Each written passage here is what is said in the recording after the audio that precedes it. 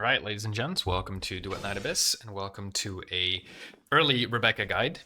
Now, this character, I'm gonna be honest, there's not much or not too much to say about this character.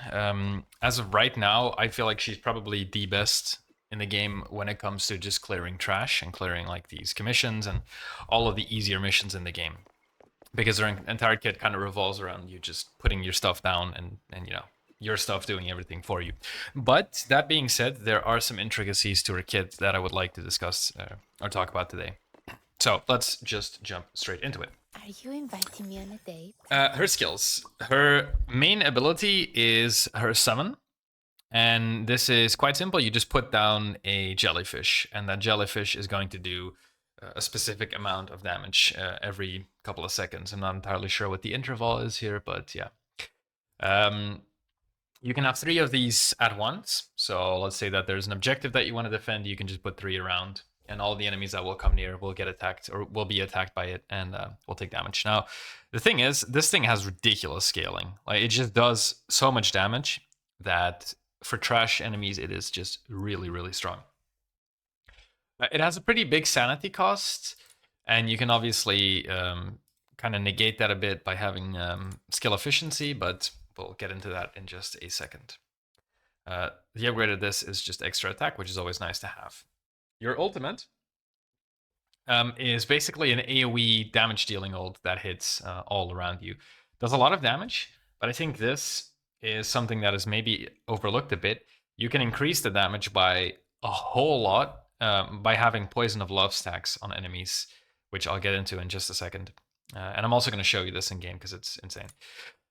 You also get some skill range, and this is a stat that seems to be pretty good on her, or even better on her compared to other characters, because your jellyfish will just have gigantic range in your ultimate as well, which is nice to have. Your passive. When you do damage with a melee weapon, or when your E hits enemies, it'll apply Poison of Love on them. It'll do 1 stack per damage that it inflicts, and you can have a total of 6 stacks on. Now, once it does tick damage to the enemies that it hits, and when those enemies die, it also goes to the other enemies. So it kind of spreads after they die. Lasts for 6 seconds. Transfer radius is 100 meter, and then here's the damage. Now, what's most important is your ultimate will do 1,400% extra damage per stack. So you see how this number multiplied by 6, you see how that can kind of affect your damage a lot. Maybe you've been playing Rebecca and maybe you've noticed that your ultimate sometimes does a whole lot of damage and sometimes it doesn't. Well, that is the reason for it. You only really want to be using this when the enemies that are quite tanky have also been afflicted by your Poison of Love as much as possible. And then if you would like to upgrade this basically gives you an attack boost when she's an off-fielder. And I'm assuming for later stages of the game that she can be a pretty good support, because she'll do a bunch of damage on the side, but she also has this passive which gives you hydro damage. And I'm going to assume that she and Tabithy are going to work pretty well together as supports, but I haven't got her yet, so I'm not going to speak out on that just yet. How are we going to do this? Okay, let's go into weapons first. So you could use a weapon on her, because obviously there is downtime when you put your jellyfish down. You have time to just do whatever you want. But I feel like it's still better to just have a weapon that is going to amplify your skill damage rather than a weapon that is going to do a whole lot of damage on itself and then not focus on the skill all too much. So what I went for is I have the Wayne Wraith here. Surprise, surprise. This is amazing on pretty much every character in the game. I've got the Wayne Wraith here for the 24% skill damage. And then in terms of ranged weapons, there's basically 2. There's the Extra Zuo, which gives you another 24% skill damage, or you can go for the Destructo, which gives you a bunch of skill range. Honestly, it's up to you. If you feel like you want a tiny bit extra damage, because obviously diminishing returns, you can run this. But if you feel like you want more range and to be able to hit more enemies at once, you can use the Destructo. Completely up to you. For the Genimon, we are going to be using... where is this one? Yes, this one right here. The Boniva. Okay, whatever it's called. I don't really know. It basically increases the attack of your summons. which is, you know, what your entire kit revolves around, on top of the fact that you also get some extra attack here as a passive. So pretty good on-field, or pretty good genie mon to be using. You inviting me on a date? Okay, let me actually go into the practice range before I get into the demon wedges and show you the difference you can get with. Wait, hold up. Let me just put something like this. Level 180, invincible, active. Let me show you the difference that you can get. So on this level 180 enemy, if I use my ult, I'm doing, I didn't see the number, am I stupid? Rot in the sweet arrow. I'm doing 11k damage. Now, the number kind of Sweet venom messed going up a bit. down your throat. Yeah, it's messing up, or like, it's difficult to see because my attacks are also blue. Yeah, it's 11,352, basically. Now, if I apply a stack of Poison of Love, I'll actually do 2 stacks of Poison of Love. Rot in the sweet arrow. It's already going up to 20-something K. No? Well, problem is it becomes harder to see because there's multiple numbers, but let's do that again. 1, 2. We'll do 3 as well. I'm out of sanity. God, and I can't switch my... Okay. This is gonna take a while. You know what? I'm actually gonna show you what it would look like with max sanity. So what I'm gonna do is I'm gonna hit it to the point where it has 6 stacks on it, and then we're gonna use our ults. Sweet venom going down your throat. And I didn't see the number, so let me just try one more time.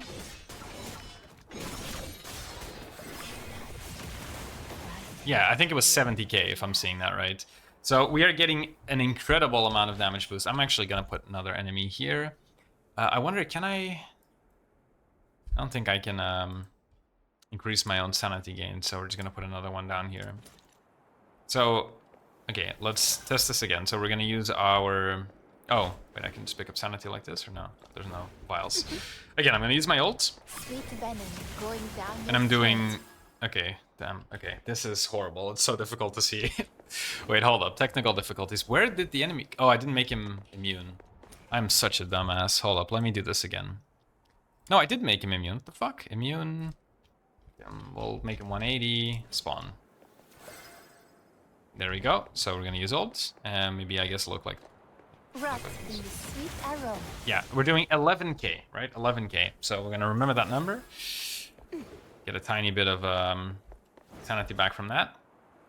And then we'll start applying our stacks in just a second and then use the ult again. And if I don't see the number now, I'm just gonna slow it down in the editing because I cannot be asked doing this like 10 times over. So hit him a couple of times. And then ult. Sweet venom going down your throat. Yeah, I'm doing 37 there. So basically 3 times the amount of damage that I was doing earlier. Keep in mind that this is a very high level enemy. So against lower enemies, the damage increase should be even higher because you're doing more damage with your ult by default. So then the scaling is also going to be higher. But yeah, that's basically the thing with her. When you use your ult, make sure that you have as many stacks of Poison of Love on them as you possibly can. Are you inviting me on a date? About demon wedges, this is one of those do as I say, not as I do type deals, because I don't really have my wedges invested into her. And to be really honest, in the current content that the game has to offer, that isn't the difficult end game content, it doesn't really matter what you run on her because she just does an insane amount of damage regardless. But if you're looking for wedges, you basically want as much hydro attack as possible, as much skill damage as possible. Skill range is nice to have, but I don't feel like it's that necessary, but you can run it. If you are running the Destructo, I would not recommend getting extra demon wedges that have skill range, because you don't need to have more than 36%. It's fine the way it is. Skill duration is okay, but I feel like you would have to stack so much of it to get a tiny bit of value. Like, okay, sure, if I can put my summon down and it lasts 16 seconds instead of 15 seconds, sure, that's a big damage increase, but on the other hand, like, how often are you going to need that extra second? Because usually you'll just have enough resolve to put another one down. So you could get it. I don't think it's a bad stat, but I don't think it's that necessary of a stat. A stat to chase. Skill efficiency is kind of nice because she has very high cost. Now, Rebecca is good in those scenarios where you're clearing trash, and in those scenarios, enemies are dying so quickly that you're going to get a bunch of sanity regeneration back just from killing them. Are In you content inviting me on where a she date? doesn't clear as quickly, I think she's going to struggle a whole lot without efficiency. But honestly, I don't enjoy her enough to try to use her in that content. I think this character, in essence, is quite boring, but she does well at what she needs to do. So let me just quickly go back to my demon wedges. I'm basically just running like a mix of random stuff. Like attack and sanity is nice to have. Sanity is nice to have. Attack. Obviously, this is like good on every character because it gives you 3 stats that are usually important to that character. Hydro attack, skill damage, skill duration, that's nice. Some extra skill damage and some max sanity and efficiency. Now, when it comes to, like, if you really want to invest into her, you have insanely good options. So I kind of don't like this because some characters have really good options for them, and then some characters I feel like they kind of got treated a bit wrong. But for Hydro, I mean, you have some, yeah. Basically, both of these are really good. So I'm going to start with this one.